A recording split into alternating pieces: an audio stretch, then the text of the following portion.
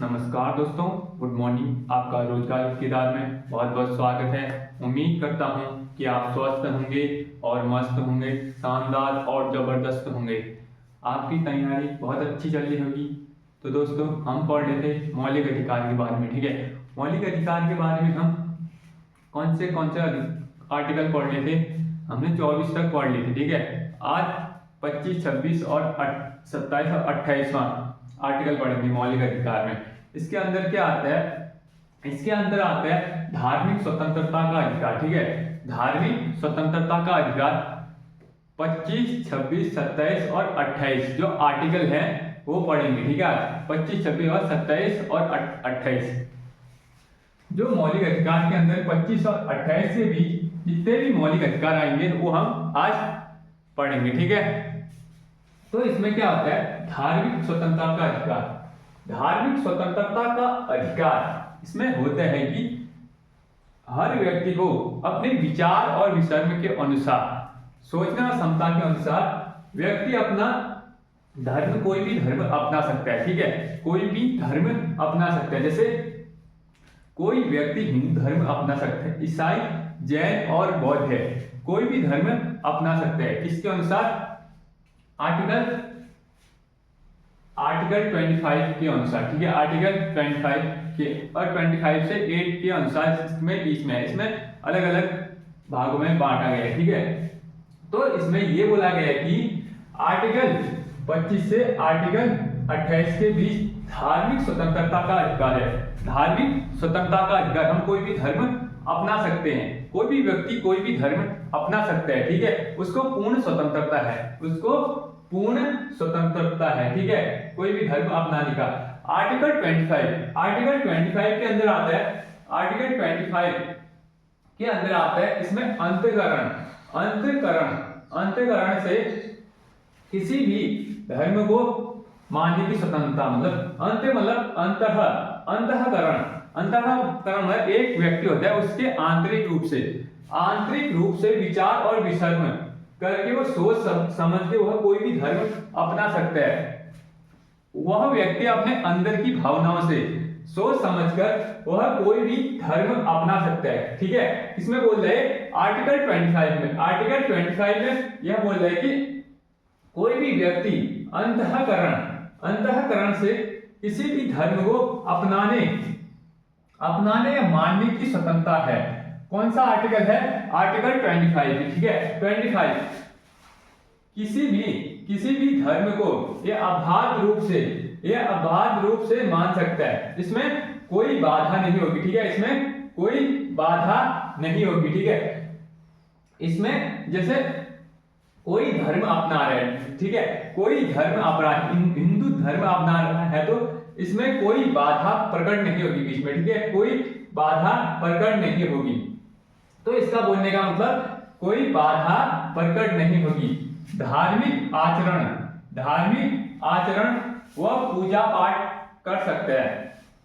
कोई भी व्यक्ति आर्टिकल 25 के अंतर्गत यह कर सकता है कि धार्मिक आचरण व पूजा पाठ कर सकता है। ठीक है, धार्मिक आचरण व पूजा पाठ कर सकते हैं। किसके अंदर? आर्टिकल 25 के अंदर बोला गया है। ठीक है, धर्म का प्रचार प्रसार, इसमें यह है कि उस धर्म का प्रचार प्रसार कर सकते हैं। आर्टिकल 25 के अंतर्गत ये कहा गया है कि धर्म का प्रचार प्रसार टीवी पर धार्मिक प्रचार प्रसार कर सकते हैं। ठीक है, टीवी के माध्यम से वो अपना धर्म का प्रचार प्रसार कर सकते हैं। ठीक है, टेलीविजन के माध्यम से वो अपने धर्म का प्रचार प्रसार कर सकते हैं। ठीक है, वो अपने धर्म का प्रचार प्रसार कर सकता है। आर्टिकल 25 कहता है,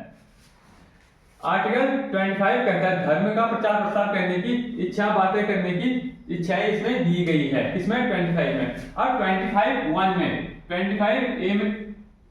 1 में क्या बोला गया कि धार्मिक अधिकारों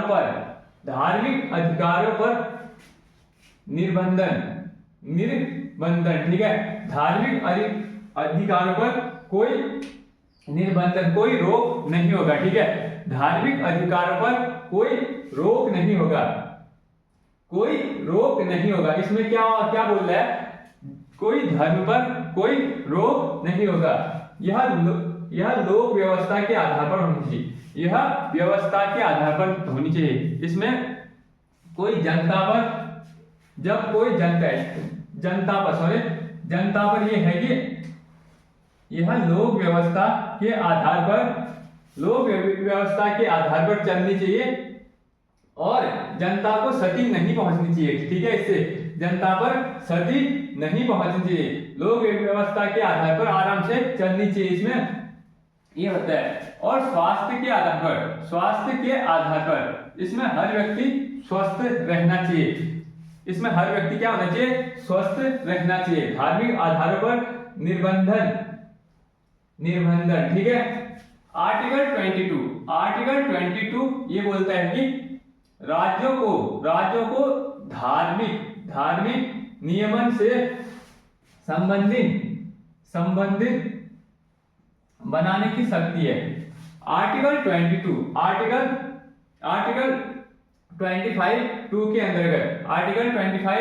के अंतर्गत ये बताए कि राज्य होता है, राज्य को धार्मिक नियमन से संबंधित बनाने की शक्तियां। ठीक है, जो राज्य को धर्म के आधार पर शक्ति बनाने का अधिकार है। ठीक है, धर्म के प्रति कोई भी अधिकार बनाने का, ठीक है, अधिकार बना सकता है। राज्य अधिकार बना सकता है। और इसमें क्या होता है कि जैसे राज्य में सिख धर्म हो गया। ठीक है, सिख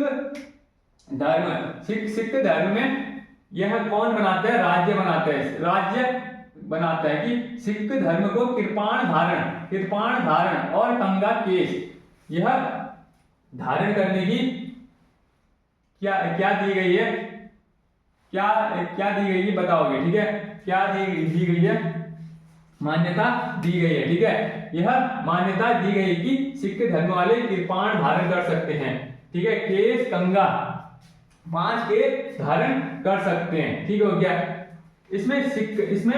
इसमें शामिल होते हैं सिख, बौद्ध और जैन भी शामिल हो सकते हैं। इसमें हिंदू को भी, सिख को भी, बौद्ध और जैन को भी शामिल किया गया है। इनको भी कुछ छूटें दी जाएगी। ठीक है, धर्म के आधार पर जो राज्य सरकार होती है, राज्य सरकार इनको कुछ छूटें देंगी। ठीक है, राज्य सरकार क्या करेगी, कुछ छूटें देंगी। आर्टिकल 26 इसमें धार्मिक कार्यों का प्रबंधन की स्वतंत्रता, धार्मिक कार्यों की प्रबंधन की स्वतंत्रता किसमें बोल रहा है, जो धार्मिक कार्य करेंगे ना उसकी प्रबंधन, मतलब किस आधार पर यह कार्य करेंगे, किस आधार पर यह कैसे करा जाए, यह स्वतंत्रता है। किसमें 25 में धार्मिक संस्थाओं की स्थापना, जैसे धार्मिक संस्थाएं की स्थापना करते हैं। जैसे कौन से, जैसे सिखों का क्या हो गया। ठीक है, धार्मिक संस्थाएं जैसे मंदिर हो गए, हिंदुओं का मंदिर हो गया। ठीक है, सिखों का क्या हो गया आप बताओगे। ठीक है, सिखों का कमेंट में बताओगे, सिखों का क्या हो गया और मुस्लिमों का क्या हो गया। ठीक है, इनको बताओगे। जैसे धार्मिक, इसमें क्या होता है, धार्मिक प्रबंधन की स्वतंत्रता। तो आर्टिकल 27 आप 27 देख रहे हैं, किसी भी व्यक्ति को धर्म के प्रचार के लिए कर देने से कोई भी नहीं रोकेगा। जब क्या होता है कि किसी भी व्यक्ति को धर्म के प्रचार प्रसार के लिए कर देने से कोई भी नहीं रोकेगा।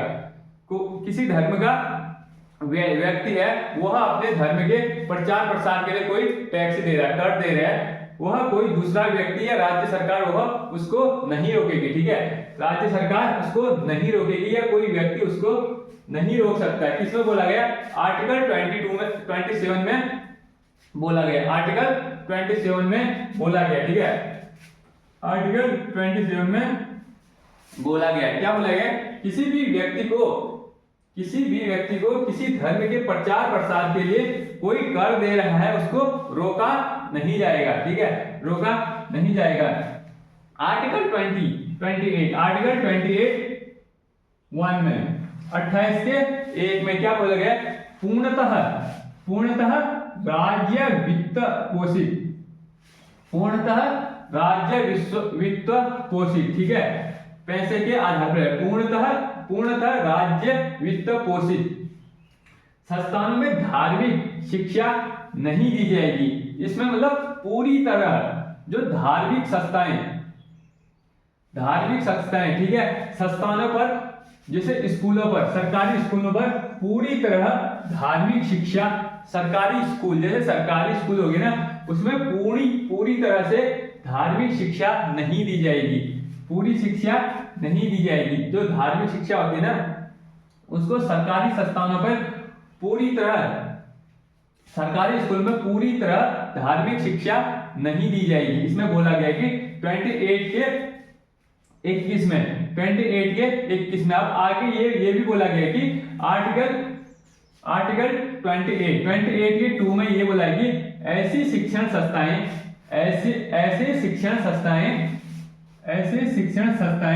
जहां धार्मिक शिक्षा अनिवार्य हो वहां दी जाएगी।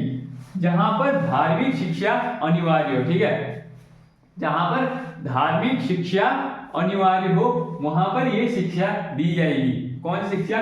धार्मिक शिक्षा दी जाएगी। आर्टिकल 28 के 2 में बोला गया है। और आर्टिकल 28 के 1 में ये बोला गया है कि संस्थानों पर धार्मिक शिक्षा नहीं दी जाएगी, लेकिन कुछ बहुत दी जा सकती है, लेकिन इसको मनाही किया गया है, ठीक है, इसको मनाही किया। ये पूर्णतः वित्त पोषित है, पूर्णतः वित्त पोषित है बोल रहा है इसमें 28 के 1 में। और 28 के 2 में ऐसी शिक्षण संस्थाएं जहां पर धार्मिक शिक्षाएं अनिवार्य रूप से दी जाएगी। इसमें 28 के 2 में। अब 28 के 3 में ये बोला है कि राज्य द्वारा मान्यता प्राप्त हो, यह राज्य द्वारा मान्यता प्राप्त हो अथवा सहायक प्राप्त शिक्षण संस्थानों पर धार्मिक शिक्षा दी जाएगी। यह राज्य सरकार द्वारा, जो राज्य होते हैं ना, राज्य सरकार द्वारा मान्यता प्राप्त हो कि यहाँ धार्मिक शिक्षा दें या ना दें बोल के, ठीक है, दे बोल के यह मान्यता प्राप्त करेगा। यह राज्य द्वारा मान्यता प्राप्त हो, ठीक है, अथवा सहायक प्राप्त शिक्षण के लिए संस्थानों पर धार्मिक शिक्षा दी जाएगी। इसमें क्या बोल रहा है? इसमें राज्य द्वारा क्या बोल रहे हैं? राज्य द्वारा मान्यता प्राप्त हो, इसी के आधार पर यह धार्मिक शिक्षा दी जाएगी, ठीक है, क्या दी जाएगी? धार्मिक शिक्षा दी जाएगी। हमने पढ़ा था, पूरा पढ़ दिया अभी, धार्मिक शिक्षा दी जाएगी। धार्मिक शिक्षा, धार्मिक स्वतंत्रता का अधिकार हमने पढ़ लिया, ठीक है, धार्मिक स्वतंत्रता का अधिकार हमने पढ़ लिया। तो इससे आगे कल पढ़ेंगे, ठीक है, इससे आगे अगली वाली वीडियो में देखेंगे। जय हिंद दोस्तों, धन्यवाद।